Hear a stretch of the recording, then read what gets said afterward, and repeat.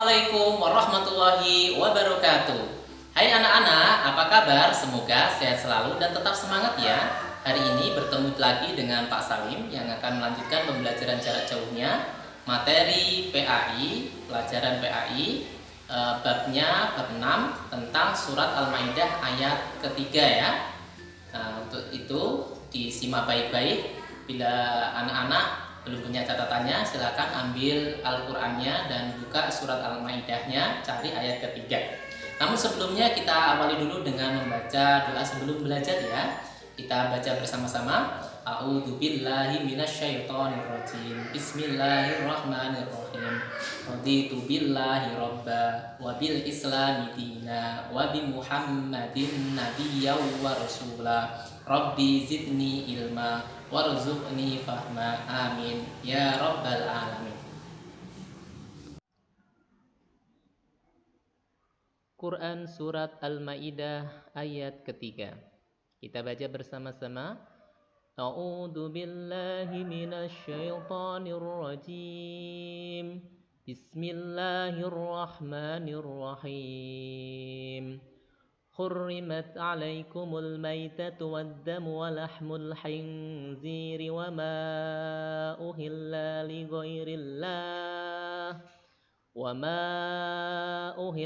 لغير الله به والمنخنقة والموقودة والنطيحة وما أكل السبع إلا ما دكيتم وما ذبح على النسب وأن تستقسموا بالأزلام ذلكم فسق اليوم يئس الذين كفروا من دينكم فلا تخشوهم واخشون اليوم أكملت لكم دينكم وأتممت عليكم نعمتي ورضيت لكم الإسلام دينا فمن اضطر في مخمصة غير متجانف لإثم فإن الله غفور رحيم. Shadaqallahul adzim. Yang artinya, diharamkan bagimu memakan bangkai, darah, daging babi, daging hewan yang disembelih atas nama selain Allah, yang tercekik, yang terpukul, yang jatuh, yang ditanduk, dan diterkam binatang buas, kecuali yang sempat kamu menyembelihnya. Dan diharamkan bagimu yang disembelih untuk berhala. Dan diharamkan juga mengundi nasib dengan anak panah. Mengundi nasib dengan anak panah itu adalah kefasikan. Pada hari ini orang-orang kafir telah putus asa untuk mengalahkan agamamu. Sebab itu janganlah kamu takut kepada mereka dan takutlah kepadaku. Pada hari ini telah kusempurnakan untuk kamu agamamu dan telah kucukupkan kepadamu nikmatku dan telah kuridhoi Islam itu jadi agama bagimu. Maka barang siapa terpaksa karena kelaparan tanpa sengaja berbuat dosa, sesungguhnya Allah Maha Pengampun lagi Maha Penyayang. Kemudian selanjutnya kandungannya ya, surat Al-Maidah ayat 3. Yang pertama, surat Al-Maidah ayat 3 diturunkan pada tanggal 9 Dzulhijjah tahun ke-10 Hijriah. Surat Al-Maidah ayat ketiga merupakan wahyu yang terakhir diturunkan kepada Nabi Muhammad SAW. Pada waktu para sahabat mendengarkan surat Al-Maidah ayat 3 ini, yang pertama kali menangis adalah Abu Bakar As-Siddiq. Kenapa beliau menangis? Karena ia tahu bahwa surat tersebut adalah surat atau ayat yang terakhir.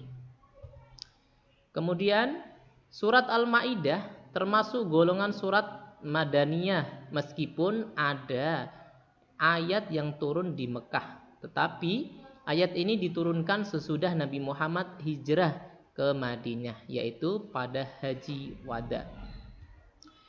Surat Al-Maidah terdapat pada urutan kelima di dalam susunan mushaf Al-Quran. Surat ini terdiri dari 120 ayat. Dan Al-Maidah mempunyai arti hidangan. Surat Al-Maidah mengisahkan tentang para pengikut Nabi Isa alaihissalam yang meminta Nabi Isa agar Allah menurunkan hidangan makanan dari langit untuk mereka.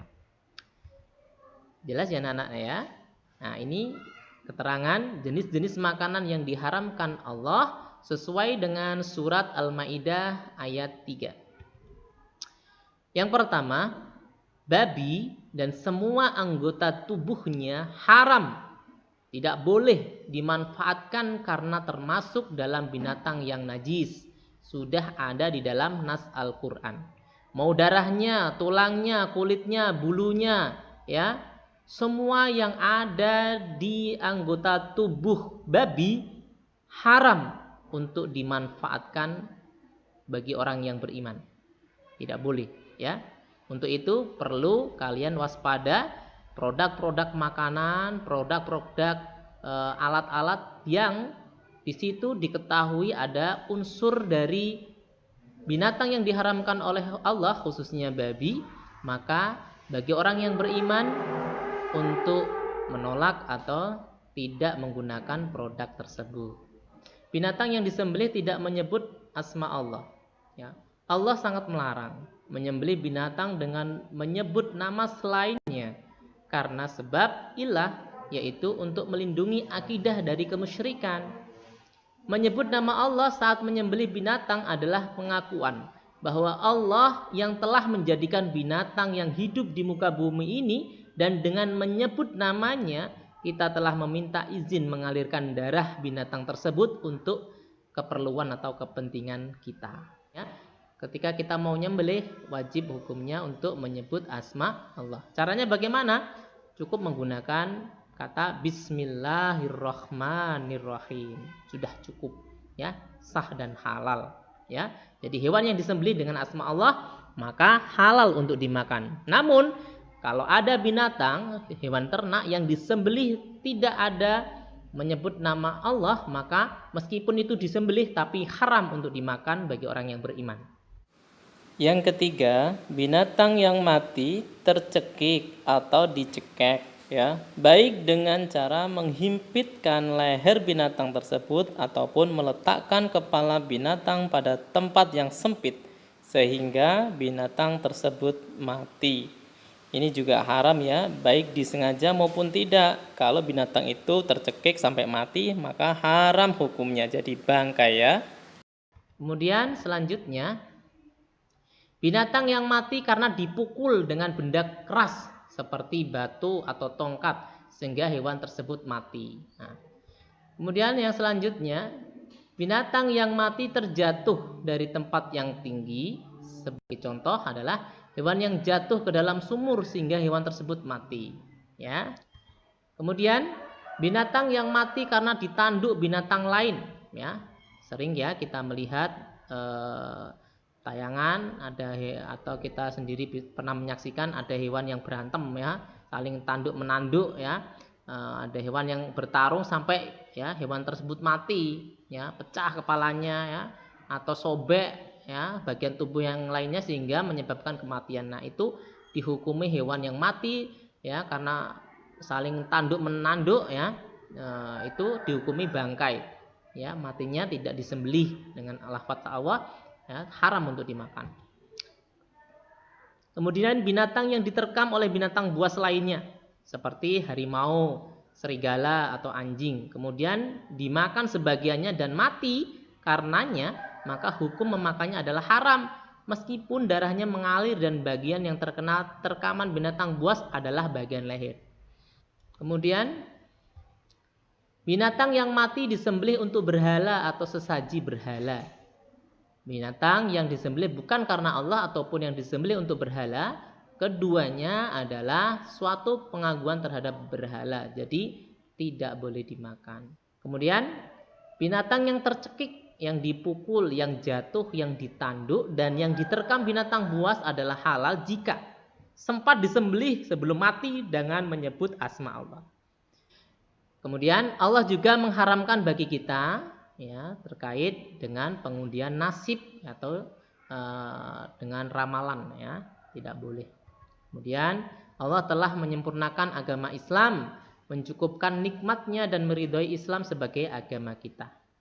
Nah, kesempurnaan Islam ini berkaitan dengan tuntunan akidah, ya, cara beribadah, menegakkan syariat, ya, bermuamalah, hubungan sosial, ya, munakahat itu terkait dengan pernikahan, semua sudah dicakup, sudah dijelaskan oleh Nabi Muhammad, ya, di dalam Al-Quran tertulis di sana dan maupun hadis, ya, semuanya sudah ada tuntunannya, ya, tinggal kita mau mempelajarinya, ya.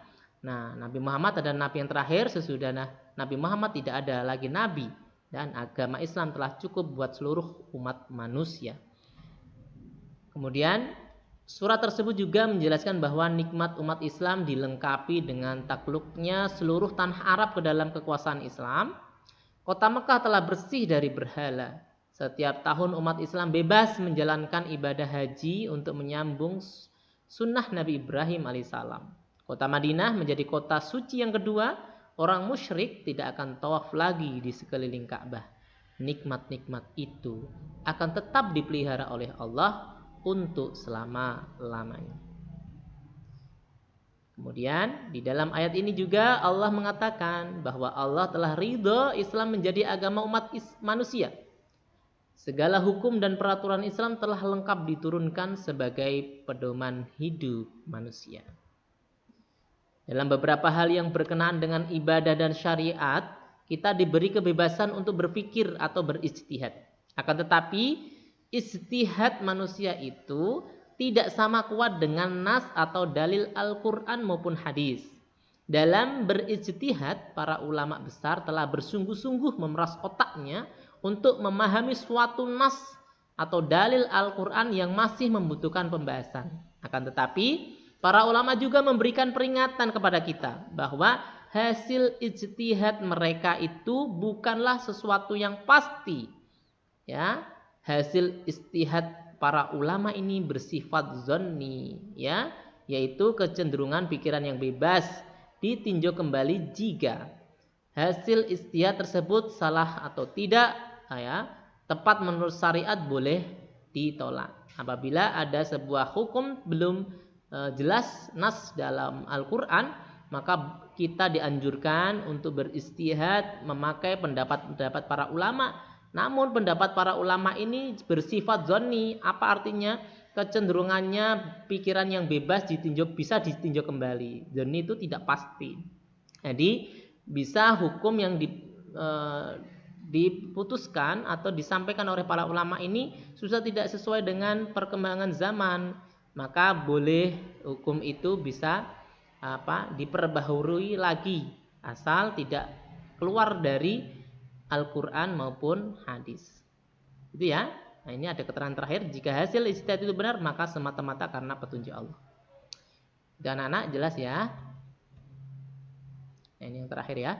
Allah akan mengampuni dosa-dosa kita apabila kita berbuat salah yang tidak disengaja dan memakan makanan yang diharamkan karena terpaksa dan tidak ada makanan lain selain makanan yang diharamkan itu. Nah, itu tadi yang sudah saya jelaskan. Itu aja ya anak-anak ya. Semoga ilmu yang kita dapatkan hari ini bermanfaat untuk kita semuanya. Ya, mari kita akhiri dengan mengucap hamdalah dan penutup majelis. Alhamdulillahirabbil alamin. Subhanakallahumma wa bihamdika asyhadu an la ilaha illa anta astaghfiruka wa atubu ilaih. Ya, dari saya cukup sekian. Mohon maaf bila ada kesalahan dan kekurangannya. Assalamualaikum warahmatullahi wabarakatuh. Sampai jumpa ya.